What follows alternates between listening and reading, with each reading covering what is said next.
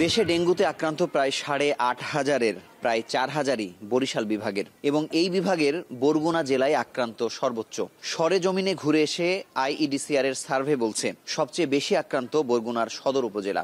৫৬% আক্রান্ত হয়েছে একক বাসাবাড়ি থেকে।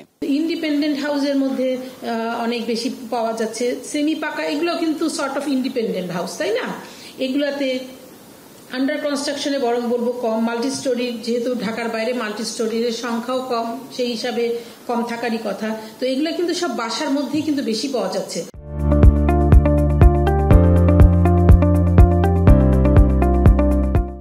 সুপেয় পানির সংকট মেটাতে ধরে রাখা বৃষ্টির পানি থেকেই বরগুনায় এডিসের বিস্তার হয়েছে বলে জানিয়েছে আইইডিসিআর। আইইডিসিআর এর প্রধান বৈজ্ঞানিক কর্মকর্তা ডাক্তার রত্না দাস জানিয়েছেন, ডেঙ্গুর লার্ভার সর্বোচ্চ তথা ৩৮% উৎস প্লাস্টিকের ড্রামে জমানো পানি। আমরা বাড়ি বাড়ি গিয়েছি, বিভিন্ন হোটেলে গিয়েছি, সেখানে সবাই পানিটা ঢাকনা দিয়ে রাখেন না এবং পাতলা একটা কাপড় দিয়ে রাখেন। ওনারা ভাবেন যে পাতলা কাপড় দিয়ে বৃষ্টির পানিটা বোধহয় ছেঁকে পরিষ্কার পানিটা নিচে জমা হচ্ছে, এটা একটা পয়েন্ট।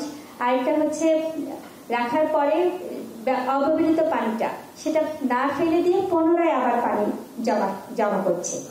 সীমিত সংখ্যক তথা মাত্র ৪৩টি নমুনা পর্যবেক্ষণ করে জানা যায় সেরোটাইপ ডেন 3 দিয়ে ৪৬.৫%, ডেন 2 দিয়ে ৩৯.৫ এবং ডেন 2 ও 3 দিয়ে ১৪% আক্রান্ত হয়েছে। একসঙ্গে দুটি ধরনে আক্রান্তরা অধিক ঝুঁকিতে বলে ধারণা করছে আইইডিসিআর। শুধুমাত্র বরগুনার আউটব্রেক থেকে আমরা যেই স্যাম্পলগুলো নিয়েছি 43 স্যাম্পলস, যেটার মধ্যে আমরা সেরোটাইপ করেছি, তার মধ্যে সবচেয়ে বেশি ছিল ডেন 3।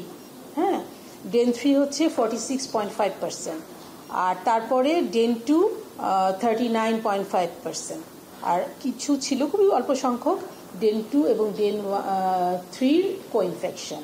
তো কিন্তু এটা আমাদের কিন্তু একটা মানে বেসলাইন কোনো কিছু না, এই একটা স্ন্যাপশট এই বছরের। হ্যাঁ, এটাতে আমাদের কোনো কিছু বলতে পারবো না, কিন্তু এই পেশেন্টগুলোর মধ্যে আমরা ডেঙ্গির সেরোটাইপের এটাই হচ্ছে ট্রেন। ২৫০ শয্যা বরগুনা সদর হাসপাতালে অতিরিক্ত ৮ জন চিকিৎসক ও 2 জন কনসালটেন্ট পাঠানো হয়েছে। তবে উৎস নির্ধারণ না করে এডিস নিধন করতে না পারলে শুধু ডাক্তার বাড়িয়ে সংকট সমাধান হবে না বলে জানিয়েছে আইইডিসিআর। আমাদেরকে source reduction is our only way to prevent. Mujahid Shuvo, এখন, ঢাকা।